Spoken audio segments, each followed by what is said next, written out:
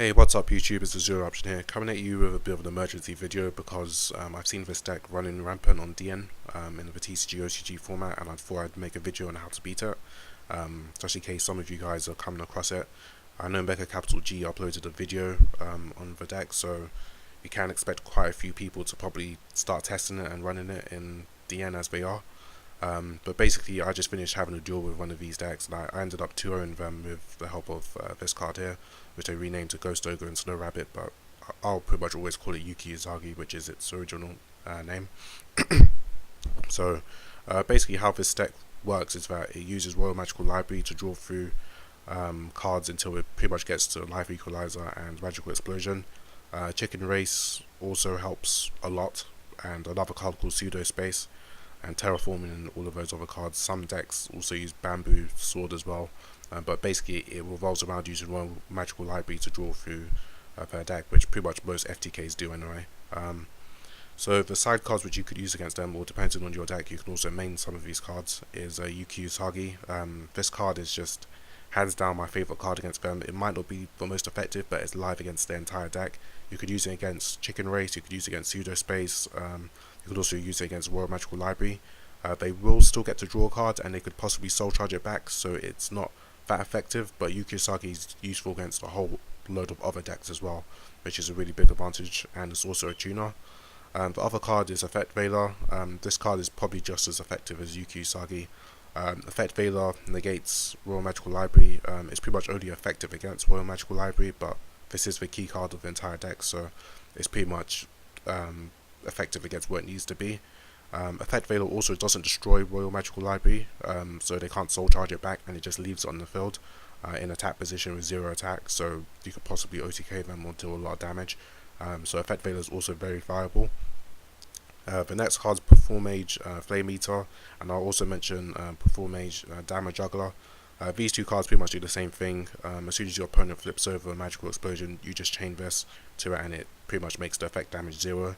And then it leaves you and your opponent with 3,000 life points, depending on when your opponent uses Life Equalizer.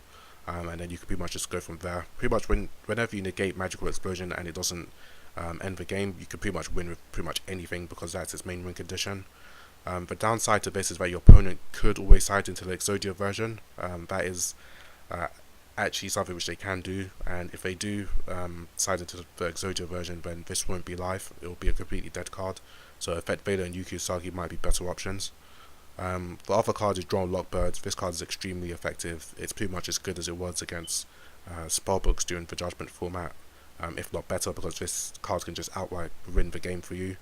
Pretty much as soon as your opponent activates anything now, add cards from their deck to their hand, including drawing, you could just use Drawn Lockbird. So Chicken Race, Pseudo Space, which is copying Chicken Race, Bamboo Swords, especially Royal Magical Library, you just drop a Draw Lockbird, you pretty much win the game from there, as long as you've got cards which could stop your opponent during their next turn. If you haven't, then they're pretty much just going to go off again, and then you're going to have another Draw Lockbird to store one of these other cards. So Draw Lockbird is only as good as your next turn, basically. So if you can't stop them, then there's no point in running it, which is why it's probably not as good as these other cards which just outright lock the deck down. The other two cards are spell cards. Ring of Defense you've probably heard of. As soon as your opponent uses this card, you just make the effect damage 0. So it's quite good, and this card probably the most effective card because it just outright just wins the game. It's called Spell of Pain.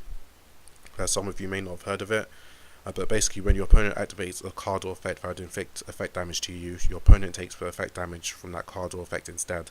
So when your opponent uses a Life Equalizer, or in fact they pretty much don't need to, because they're going to be paying so much for Chicken Race, they'll probably be at probably around 3,000, 2,000 life points.